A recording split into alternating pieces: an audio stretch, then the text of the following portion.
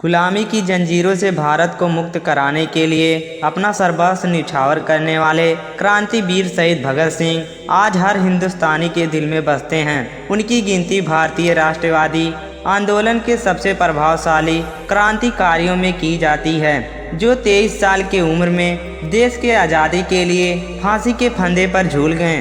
अविभाजित भारत के लायलपुर जिले के बंगा गांव में भगत सिंह सरदार किशन सिंह और विद्यापति के सुपुत्र थे। उनकी जन्म तिथि को लेकर थोड़ा विरोधाभास है। कुछ इतिहासकार उनकी जन्म तिथि 27 या 28 सितंबर 1907 को बताते हैं, पर कुछ तत्कालीन साक्ष्यों के अनुसार उनका जन्म 19 अक्टूबर 1907 को हुआ था। भगत सिंह के जन्म के समय उनके पिता और उनके दोनों चाचा ब्रिटिश साम्राज्य के खिलाफ होने के कारण जेल में बंद थे।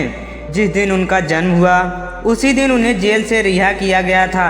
ऐसे में भगत सिंह के घर मानो खुशियों की बाढ़ आ गई थी और इसी कारण भगत सिंह की दादी ने उनका नाम भागोवाला रख दिया।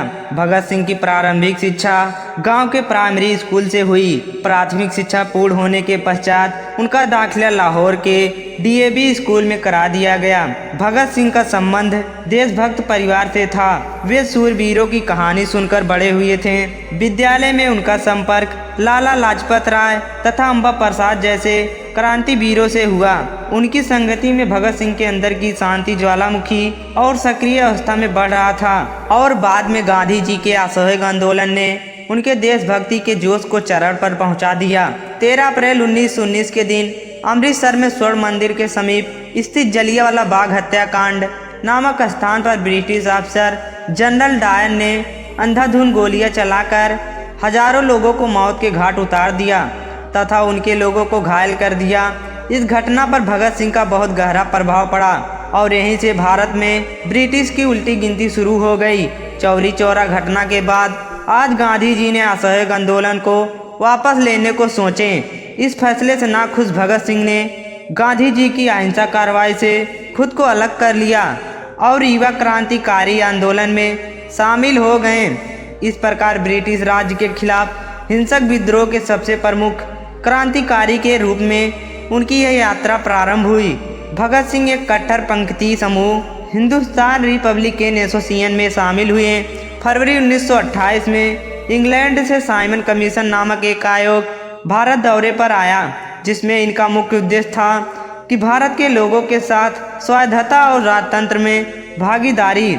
इस आयोग में कोई भी भारतीय सदस्य नहीं था और इसी कारण देश में इस आयोग के प्रति लोगों की ज्वाला भड़क उठी। लाहौर में साइमन कमीशन के खिलाफ नारेबाजी करते समय ब्रिटिश के अधिकारी कोर्ट के आदेश पर लाला लाजपत राय के ऊपर क्रूरतापूर्वक लाठीचार्ज किया, जिससे वे बुरी तरह से घायल हो गए और बाद में उन्होंने दम तोड़ दिया। उनकी मृत्यु की बदला लेने के लिए भगत सिंह ने शिवराम राजगुरु, सुखदेव थापर और चंद्रशेखर आजाद जैसे क्रांतिकारियों के साथ मिलकर स्कॉट की हत्या करने की योजना बनाए, लेकिन उन्होंने गलती से सहायक अधीक्षक जॉन सैंडर्स को मार गिराया। क्रांतिकारियों ने इस घटना की जिम्मेदारी लेते हुए इश्तिहार भी लगाया। मौत की सज़ा से बचने के लिए भगत सिंह जी को लाहौर छोड़ना पड़ा। इस सब के बावजूद भगत सिंह भूमिगत रहने और क्रांतिकारी आंदोलन में योगदान करने में कामयाब रहे। 8 अप्रैल 1929 को उन्होंने बटुकेश्वर दत्त के साथ मिलकर दिल्ली के केंद्रीय विधानसभा में बम फेंका। उनका उद्देश्य किसी का जान लेना नहीं था और इसी कारण उसे भीड़ वाली जगह से दूर फेंका गया, लेकिन फिर भी कई सदस्य घायल हो गए थे। इस घटना के जुर्म में वे हिरासत में ले लिए गए। उनकी क्रांतिकारी प्रवृत्तियां जेल में भी देखने को मिला। जब उन्होंने एक भूख हड़ताल का नेतृत्व किया, उसने प्रशासन को हिलाकर रख दिया। इसके कारण उन्हें लाहौर के जेल में बंद कर दिया गया। नमो बुद्धाय।